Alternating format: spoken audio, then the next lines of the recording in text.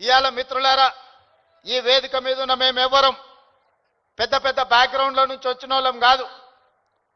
చరణ్కు background ఉంది, కానీ చరణ్ని ప్రభావితం చేసిన చిరంజీవి గారు ఏ బ్యాక్గ్రౌండ్ లేకుండా కష్టపడి కింది నుంచి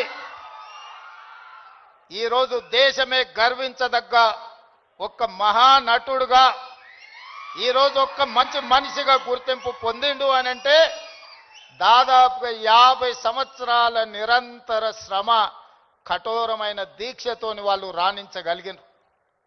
వాళ్ళు కఠోరమైన కష్టాలను ఎదుర్కొని, కష్టాలు వచ్చినా, ఇబ్బందులు ఎదురైనా, అవమానాలకు లోనైనా ఏ రోజు కూడా బాధతో కుంగిపోలేదు. భయంతో మాదక ద్రవ్యాల వైపు లేకపోతే వ్యసనాల వైపు బానిసలు కాలేరు. నిటారుగా నిలబడి వాటిని ఎదుర్కొని ఈరోజు ప్రపంచానికే ఆదర్శంగా నిలబడే విధంగా ఈరోజు వాళ్ళు రాణించారు. మీకందరికీ తెలియాల్సింది, చరణ్ స్కూల్కి వెళ్ళేటప్పుడు నాకు తెలుసు. ఆ రోజు నేను అనుకున్న చరణ్ రాణించాలి అని. ఈరోజు నేను గర్వంగా ఫీల్ అవుతున్నా. నా కళ్ళ ముందరనే స్కూల్ నుంచి కాలేజ్ నుంచి రియల్ లైఫ్ నుంచి రియల్ స్టార్ లాగా ఫిల్మ్ ఇండస్ట్రీలో రాణించి ఈరోజు RRR ద్వారా ఆస్కార్ అవార్డుని సాధించి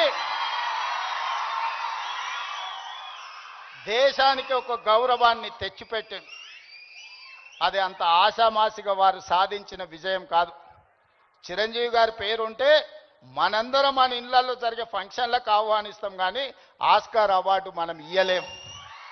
కష్టపడ్డాడు కాబట్టి, రాణించుండు కాబట్టి ఈరోజు ప్రపంచమే ఆస్కార్ అవార్డు ఇచ్చి ఒక యువమిత్రుని గౌరవించింది. మరి దానికి కారణం కఠోరమైన దీక్ష, పట్టుదలతో ఆ రంగంలో రాణించడం. అందుకే మీ అందరికీ ఈరోజు సినిమాలలో వాళ్ళు పోషించే పాత్రలు కాదు, రియల్ వాళ్ళ లైఫ్ని ఆదర్శంగా తీసుకోండి. వాళ్ళు ఎంత కష్టపడితే ఇక్కడికి చేరుకొని ఉండొచ్చు.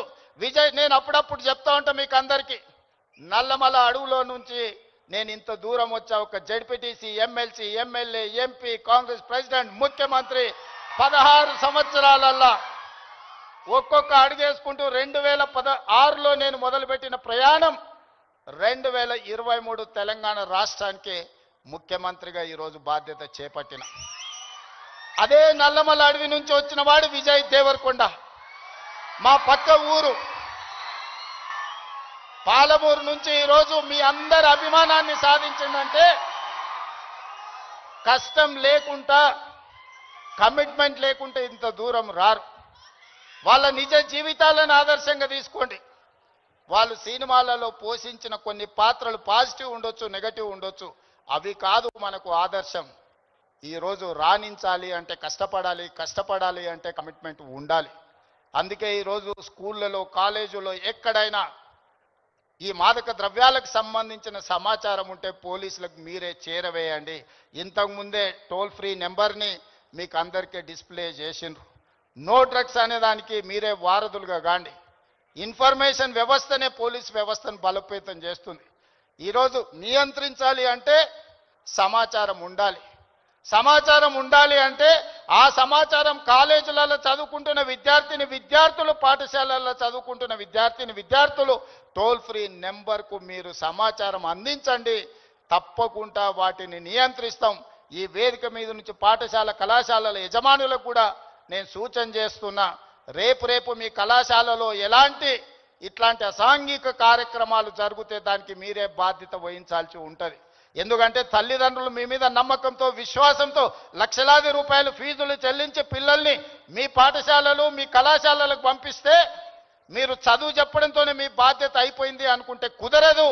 వాళ్ళు ఏ విధంగా వ్యవహరిస్తున్నారు, వాళ్ళు ఎలాంటి వ్యసనాలకు లోనవుతున్నారో పర్యవేక్షించాల్సిన బాధ్యత యాజమాన్యాల మీద ఉన్నది. రాబోయే రోజుల్లో మా డీజీపీ, నా యాంటీ నార్కటిక్స్ అధికారులకు నేను ఆదేశాలు ఇస్తున్నా. ఏ కళాశాల, ఏ స్కూలు ప్రాంగణంలో ఎక్కడైనా గంజాయి, డ్రగ్స్ ఆనవాళ్లు దొరికితే యాజమాన్యాలను కూడా కేసుల్లో పెట్టండి. వాళ్ళ బాధ్యత.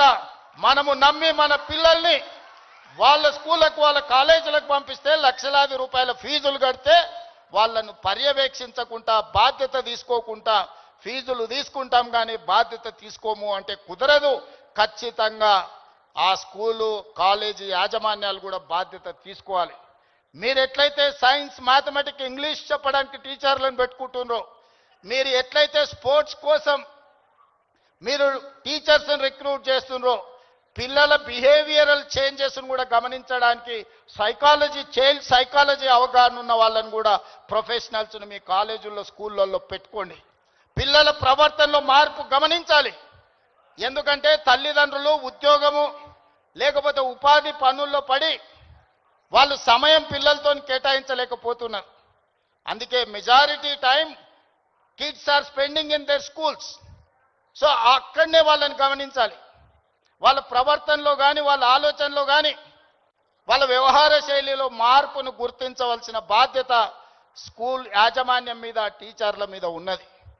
దయచేసి స్కూల్ యాజమాన్యులకు టీచర్లకు కూడా నా సూచన, మీ బాధ్యత అది, మీ సోషల్ రెస్పాన్సిబిలిటీ. మీరు ఖచ్చితంగా ఈ విషయంలో ప్రత్యేకమైన దృష్టి పెట్టాలి. రాబోయే రోజుల్లో గవర్నమెంట్ నుంచి కూడా నేను కలెక్టర్స్ అండ్ చీఫ్ సెక్రటరీ ఇతర అధికారులకు నేను ఆదేశాలు ఇస్తున్నా. ఈ పాఠశాల కళాశాలల యాజమాన్యులతోటి మీరు ఒక ప్రత్యేకమైన సమావేశం పెట్టండి, ఒక ఓరియంటేషన్ ఇవ్వండి, వాళ్ళకు ఒక అవగాహన కల్పించండి. యాజమాన్యులకు కూడా వాళ్ళ బాధ్యతలను గుర్తు చేయండి. ఇది మీ బాధ్యత. మీ బడికి తల్లిదండ్రులు నమ్మి పిల్లల్ని పంపిస్తే పాఠశాలలే ఇవాళ రేపు గంజాయి చాక్లెట్లకు వేదికలు అవుతున్నాయి.